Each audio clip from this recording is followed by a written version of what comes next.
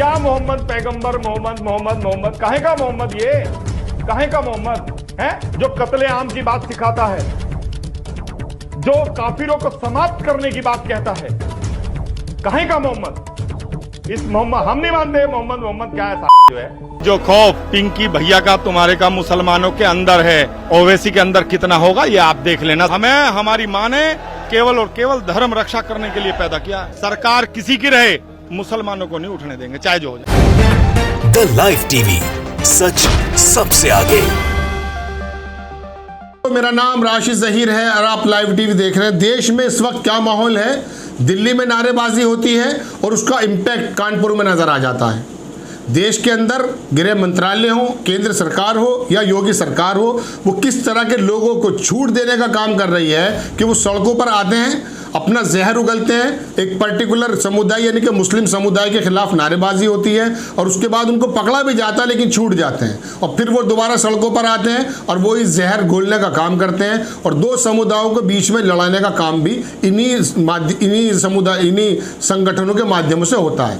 ताज़ी खबर, बड़ी खबर आपको बताते हैं। हिंदू रक्षक दल, इसका नेता पिंकी चौधरी जो दिल्ली में कहकर गया है और ये कहकर गया था कि वो सारा काम हमने किया है और हमें इस पर कोई अफसोस नहीं है, टीवी पर धमकी भी देकर गया था। अब उसने एक बड़ा काम ये किया है और कराने वाला कौन है ये भी हम आपको बताते हैं कि देश के बड़े टीवी पे जो कहता है कि आपको रखे आगे, एबीपी पर आता है और आकर के मुस्लिम समुदाय के जो नबी हैं, पैगंबर हैं, उनके बारे में अपशब्द बोलता है, गाली गलौज करता है और एंकर उसको प्रवोक करने की कोशिश करता है। पुलिस को ये आदमी मिलता नहीं है लेकिन टीवी चैनल्स को ये बिल्कुल अवेलेबल हो जाता है, उनके रिपोर्टर्स को मिल जाता है और लाइव देता है और फोन और टीवी पर आकर ध्रुवीकरण के मकसद से बिल्कुल यही साफ आरोप है दूसरे नेताओं का भी कि ये आता है मुस्लिम समुदाय या उनके नबियों या उनके पैगंबर को गाली गलौज करता है और चला जाता है। देखिए ताज़ा खबर हम आपको बताते हैं, लेकिन इसके पीछे मंशा क्या है वो ये है कि जैसे कि आरोप है अलका नामा कांग्रेस आई की जो नेता है उनका कहना है कि धार्मिक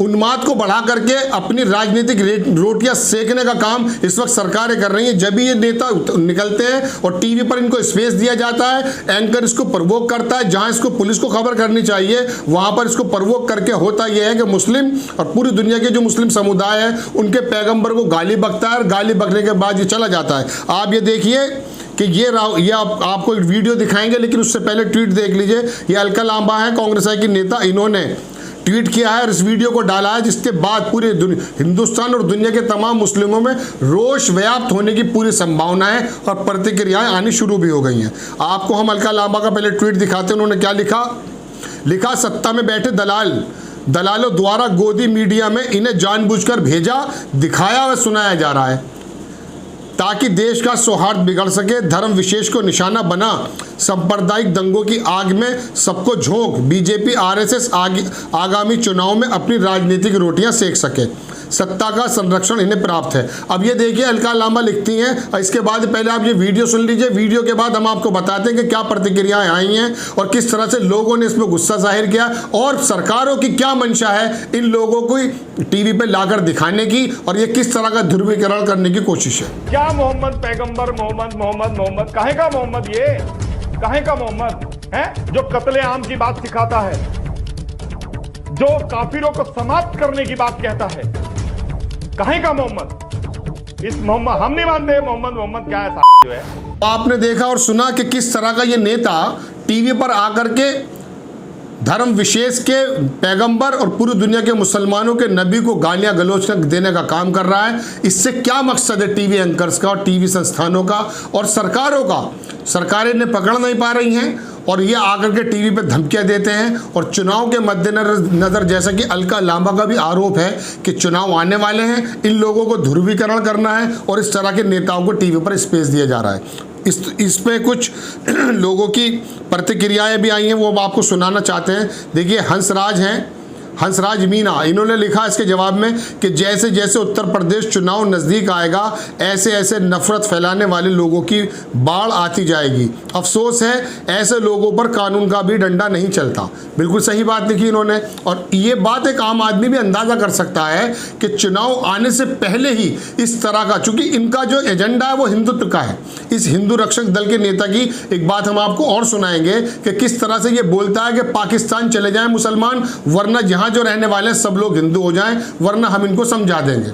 और जिसके पास ताकत होती है वो सब कुछ कर सकता है। और योगी जी का यानी कि योगी आदित्यनाथ जो सूबे के मुख्यमंत्री हैं, उनके बारे में बताता कि हम उनका संरक्षण हमें प्राप्त है, हम हमारे वो भगवान हैं और हमारे नेता हैं और हम इस काम को कर गुजरेंगे। ये इसी नेता इसी जो हिंदू रक्षक दल का ये कथित नेता है, इसी के डायलॉग पिछले कई बार सोशल मीडिया पे सरगर्म रहे। बहरहाल किस तरह से लोगों ने प्रतिक्रियाएं दी हैं वो देख सकते हैं। पीस फॉर ऑल कहता है कि राम के नाम पे दूसरे धर्म को काटने, बलात्कार की धमकी, गाली केवल मुस्लिमों के विरुद्ध नहीं, इसके शिकार पत्रकार, हिंदू, दलित सभी लोग होंगे। जाहिर सी बात है, ये लोग किसी दल के भी हों, लेकिन ये किसी धर्म के भी हों, लेकिन इनकी आग से कोई नहीं बच पाएगा। आगे लिखते हैं कि मिस्टर फिरोज हैं, अरविंद केजरीवाल को वो ट्वीट मतलब टैग करते हैं और कहते हैं जिंदा हो क्या।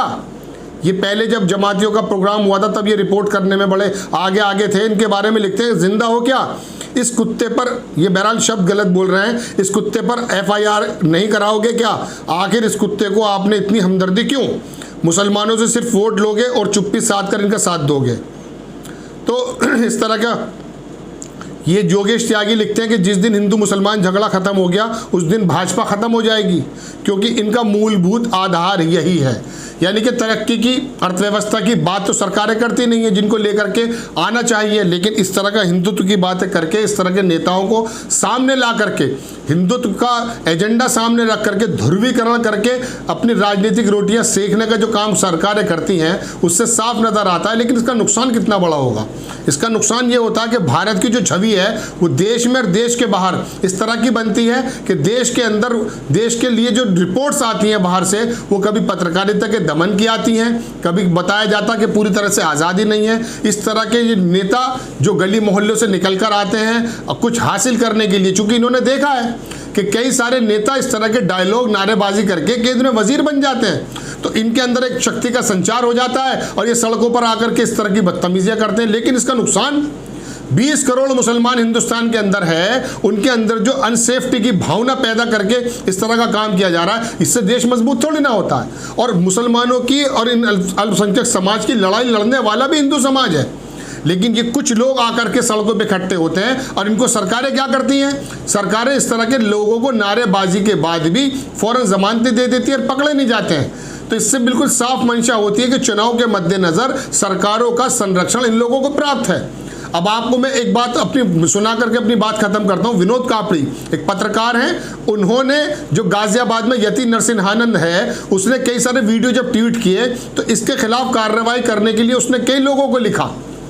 वहाँ पर जो आयोग है, आयोग की अध्यक्ष रेखा रानी हैं, हमारे यहाँ मानव आयोग की अध्यक्ष, उसमें उन्होंने लिखा कि इसके बारे में कार्रवाई करनी चाहिए। खुद टीवी पर आकर विनोद कापड़ी ने बताया, सत्य हिंदी प्रोग्राम है आशुतोष का, उसके अंदर उसने कहा कि मैं 1 हफ्ते से लगातार रेखा रानी यानी कि रेखा शर्मा जो हैं उनको इंगित करा रहा हूं। उन्होंने नोटिस भी किया है और कहा कि डीजीपी उत्तर प्रदेश को लिख दिया कि यति नरसिंहानंद के खिलाफ रिपोर्ट करके कार्रवाई करें, लेकिन रोजाना रिमाइंडर डाले जा रहे हैं। विनोद कापड़ी के ट्विटर पे जाके आप देख सकते हैं, लेकिन कोई कार्रवाई नहीं की जा रही। यानी कि योगी आदित्यनाथ की सरकार, उत्तर प्रदेश की सरकार इस तरह के कुकुरमुत्तों को जन्म देने का काम कर रही है और ये जब सड़कों पर आके जहर फैलाते हैं, इनको रोकने का काम इसलिए नहीं किया जा रहा कि कहीं ना कहीं ये चुनाव के अंदर फायदेमंद साबित हो रहे हैं। तो बुद्धिजीवी वर्ग हो, हिंदू वर्ग से हो, किसी भी दूसरे वर्ग से हो, वो इनको रोकने का काम करता है। लेकिन ये रक्षक दल, ये हिंदू रक्षक, हिंदू की क्या रक्षा करेंगे जब ये बंटवारा पैदा करने की कोशिश कर रहे हैं।